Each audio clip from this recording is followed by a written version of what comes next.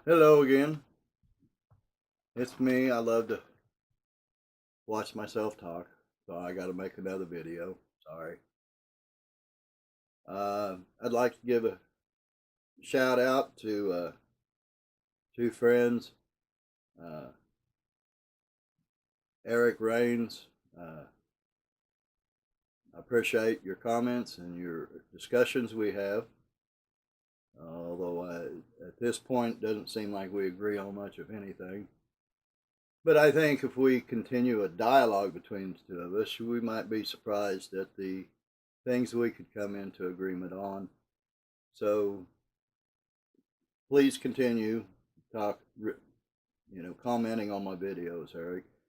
And if you would like to make a video in response to mine, I would gladly link them so that people could see our video response. I feel like I'm able to respond a little clearer on my views in the video than I am at typing. Uh, Writing was never my biggest skill, uh, and my speaking skill is just a little above that. But my other friend I'd like to give a shout out to, one I value his opinion greatly. We differ on a lot of things, just like me and Eric. But he always has a well thought out argument and discussion, uh,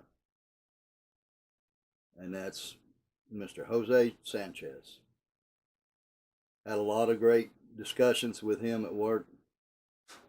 I think we educated a lot of young people there, Jose. Whether they wanted it or not, they got to hear a good education from the two old farts that were always arguing about stuff with them, between them. But I always came away feeling good. I never come away feeling bad. You inspired me, and you're still a dear friend to me. I miss you greatly. Jose, if I could get you in on this, it would be awesome. I would, I would be highly honored uh, if you chose to participate. Just like I told Eric, if you want to make a video, I would more than happy link it to these so people could see a discussion of the issues. We're getting ready to come into an election again. I think this is a really good time. There's a lot of issues we need to visit. Uh, there's a lot of issues that need to be clearly discussed, uh, and viewpoints that need to be put out. We might not reach many people, but if we only reached a few, uh, it would be worth it. I think the discussions they get from most of the media and politicians is quite confusing. I think we can bring the discussion down a little bit more to where people can relate in their daily lives and maybe have a little clearer perspective of what each side's talking about. And I just hope I that's what I hope to accomplish with these videos.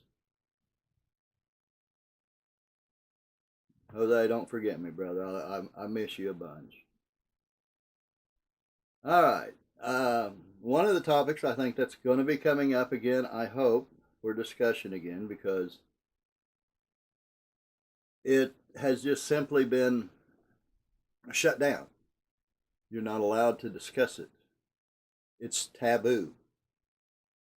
It's done. It's settled. There's no question. And that's our great subject about global warming. I have run across a young man, uh, excuse me, that I hadn't heard before. He's been around for a while, but I just happened to run across uh, some of his videos the other day, which he comes at it from a new perspective. and is quite good. He's not a scientist; he's a philosopher. Uh, and his name is, I believe it was Eric Epstein or Epstein. I'm not sure of the pronunciation. Uh, he wrote a book called The Moral Case for Fossil Fuels. Uh, and I'm very impressed with his approach to the global warming. Makes a lot of sense. Basic, uh, what struck me, I think, where it basically comes down to is people are always talking about the future of our planet. They'll throw in our future grandchildren in there. But I think what uh, Epstein brings to the table is how many lives are we willing to sacrifice today and in the next 10, 15, 20 years for the maybe loss of lives because of global warming in the future. I don't think we've really weighed that equation out. How many lives will a drastic cut in affordable, dependable, cheap energy, how many lives will that cost today and in the next 10 years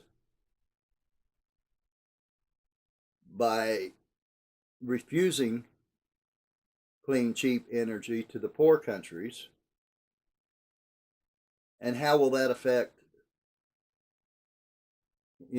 as compared to, how many lives are we going to save in the future?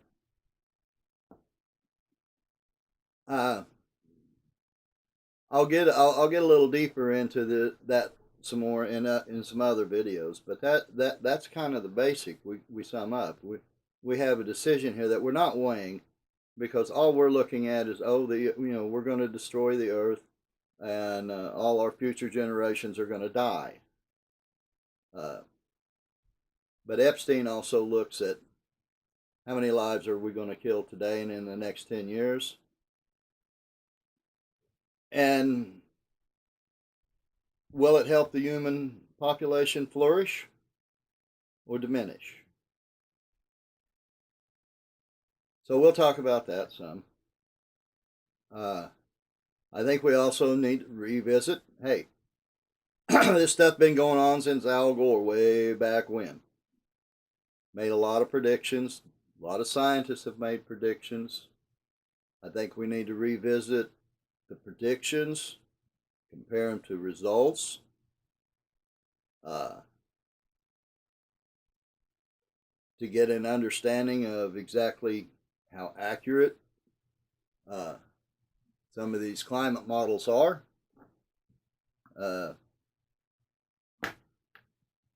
Because I think the big question boils down to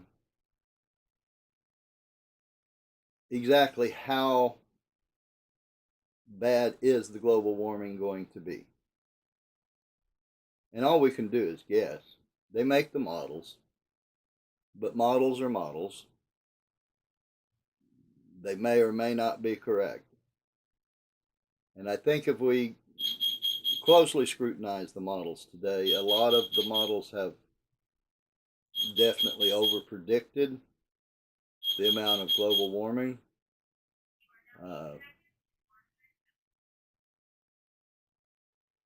So I would like to revisit the debate, and I don't know why the alarmist side would be afraid to debate if they're so sure of their case. And it's said.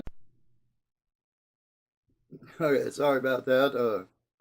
Our medical alarm went off for some reason. Our buttons were laying on the desk. I don't know what went on, but and we took care of it. So yeah, we need to bring this discussion, I think, back Uh, it's something we need to. I mean, you have to. It's a continuing process. It changes from year to year. It's called climate. Uh, if you think you can just do one set of predictions on a model and that's all you're going to do for years, uh, no, that's not science. It's going to change every year with the new data. Now, even the IPCC has revised uh, their reports and stuff down from what they have predicted earlier. So, uh, it's a discussion we need to keep on the table uh, all the time. Yeah. Epstein makes the case also that the clean, cheap energy will protect us from the extreme. You see, the planet Earth, yeah, he makes this point. I love this. Earth does not give us a safe environment, but cheap, reliable energy allows us to live in an unsafe environment. You can't. I saw a little cartoon the other day on this, and it was so good. It had a little thermostat on the wall that had CO2 on it. Like we can just sit here and dial the temperature of the Earth with the amount of CO2 we put in the air, which is silly. So I want this discussion to continue. Uh,